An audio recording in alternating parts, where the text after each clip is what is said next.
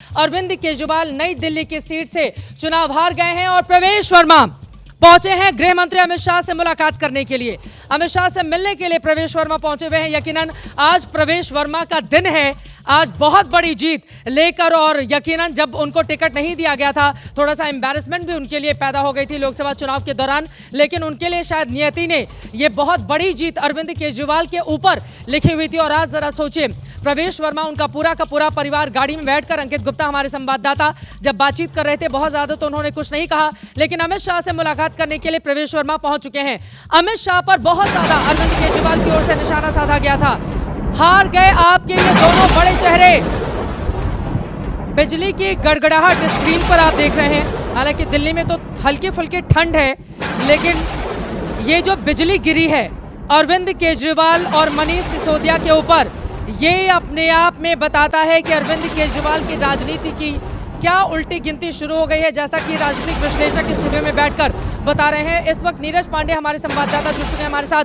नीरज, अरविंद केजरीवाल को हराने के बाद प्रवेश वर्मा का प्रवेश हो रहा है गृह मंत्री अमित शाह के घर पर, आशीर्वाद लेने पहुंचे हैं और भी आगे के लिए राह तय करने के लिए भी। जी बिल्कुल चित्रा, इस समय की सबसे बड़ी खबर यही है कि जैसे ही रिजल्ट पता चला प्रवेश वर्मा को, वो जीत गए हैं। वो अपना आशीर्वाद लेने के लिए पहुंच चुके हैं इस समय गृह मंत्री अमित शाह के आवास पर। गृह मंत्री अमित शाह से वो मुलाकात कर अपना आशीर्वाद लेंगे, क्योंकि ये उनके लिए बहुत बड़ी जीत है। दिल्ली के पूर्व मुख्यमंत्री अरविंद केजरीवाल को उन्होंने नई दिल्ली सीट से चुनाव हराया है। इस बात की पहले कयास लगाए जा रहे थे कि नई दिल्ली सीट पे जो चुनाव है बहुत टफ रहने वाला है, बहुत कड़ा मुकाबला था। प्रवेश वर्मा लगातार उनको कड़ी टक्कर दे रहे थे, हर मोर्चे पर उनको घेरने की कोशिश कर रहे थे। और आज जब रिजल्ट सामने आया है तो एक बिल्कुल कांटे की टक्कर में प्रवेश वर्मा ने चुनाव जीत लिया है। और चुनाव का रिजल्ट जैसे ही पता चला, जैसे ही ये मालूम हुआ कि प्रवेश वर्मा चुनाव जीत गए हैं, प्रवेश वर्मा सीधा गाड़ी में अपने घर से बैठे और इस समय गृह मंत्री पर कृष्णा मेनन मार्ग पहुंच चुके हैं। तो मुझे लग रहा है कि प्रवेश वर्मा वो पहले बीजेपी के उम्मीदवार हैं जो जीतने के बाद सीधे गृह मंत्री से मिलने के लिए पहुंचे हैं। राखी जी बोलेंगे कि मुख्यमंत्री बना दीजिएगा थोड़ा इशारों में। फिलहाल बहुत ही नम्र देखिए, ये मुझे लगता है कि उनकी बॉडी लैंग्वेज बहुत मैच्योर थी। प्रवेश वर्मा जी जब मीडिया भी उनसे बात करने की कोशिश कर रही थी, तो हमें आगे अभी देखना होगा, लेकिन ये शुभ संकेत हैं सारे कि एक दूसरे से मिलने का, आशीर्वाद लेने का। एक चीज बोलना चाहूंगी आपसे कि सुबह में ये बात हो रही थी कि बड़े नाम ध्वस्त हो जाएंगे, और जिस तरह से ये हुए, अब अगला नंबर लग रहा है, खुदा न खास्ता, लेकिन आतिशी की भी हालत कुछ ठीक लग नहीं रही है। और इतने सारे नाम, इसका जाना बहुत बड़ा ये संकेत है कि कितना अंदर में कितना आक्रोश बेचैनी बहुत ज्यादा थी। शीश महल जिसने चकनाचूर कर दिया अरविंद केजरीवाल के सपने को 2025 में, ये शीश महल की तस्वीरें आपके सामने हैं। यकीनन बड़े झूठे हैं, इसका उदाहरण इनका शीश महल है।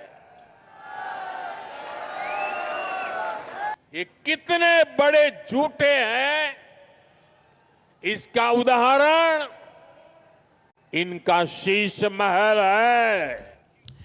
प्रधानमंत्री नरेंद्र मोदी ने जबरदस्त तरीके से शीश महल का मुद्दा उठाकर निशाना साधा था अरविंद केजरीवाल पर, और अरविंद केजरीवाल के लिए ये मुद्दा भी काफी ज्यादा डैमेज कर गया, क्योंकि जगह जगह दिल्ली की 70 सीटों पर, जहां जहां बीजेपी या 2 सीटों पर उसके सहयोगी चुनाव लड़ रहे थे, वहां वहां कथित शीश महल का एक एक रिप्लिका बनाकर बीजेपी की ओर से रखा गया था। लोग आते थे, कुछ लोग आकर वहां पर अरविंद केजरीवाल की लगातार मुखालफत करते, आलोचना करते, तो कई लोग सेल्फी क्लिक भी कराकर जाते थे। कई लोग काउंट करते थे कथित शीश महल के उस रिप्लिका को देखकर कि कितनी गाड़ियां खड़ी हैं, कितने दरवाजे हैं। इस तरह से चुनाव लड़ा है भारतीय जनता पार्टी ने। यकीनन कथित शीश महल का मुद्दा एक बहुत बड़ा मुद्दा था, क्योंकि अरविंद केजरीवाल की राजनीति एक सादगी के साथ शुरू हुई थी। जब दिल्ली की जनता को उन्होंने भरोसा दिलाया था कि मैं 2 कमरों के मकान में रहूंगा, साधारण तरीकों से रहूंगा। एक वक्त पर शीला दीक्षित के एसी को काउंट करके वो कहते थे कि इतनी ज्यादा एसी लगाने की क्या जरूरत है आपको। लेकिन आज देखिए, जब आप शीश महल बनवाते हैं तो यकीनन दिल्ली की जनता आपसे जवाब लेती है, और इस तरह का हर्ष होता है आम आदमी पार्टी का, जैसा अरविंद केजरीवाल का नई दिल्ली सीट से हुआ है। जल्दी जल्दी एक एक रिएक्शन, किस मुद्दे पर हारे केजरीवाल? देखिए ये सारे मुद्दे जो मैं आपसे पहले कह रहा था और आप सही रिकाउंट कर रही हैं कि शीश महल का मसला है, लिकर पॉलिसी का मसला है, अपने वायदे जो उन्होंने पूरे नहीं किए चित्रा, उसकी वजह से ये हार हुई है। देखिए शेक्सपियर ने, मुझे याद है कि एक अपने नॉवल में लिखा था, old order changes to give place to new. आखिरकार इस बात को रिकग्नाइज करना पड़ेगा कि दिल्ली की जनता के पास चित्रा इस बात का विकल्प था कि वो वापस जाते उस पार्टी के पास जिसको शीला दीक्षित ने 15 साल, हम अभी भी कहते हैं कि बहुत अच्छा गवर्न करके दिखाया था, उन्होंने वो नहीं चुना। तो हमको ये मानना पड़ेगा it is absolutely against Arvind Kejriwal and pro Modi.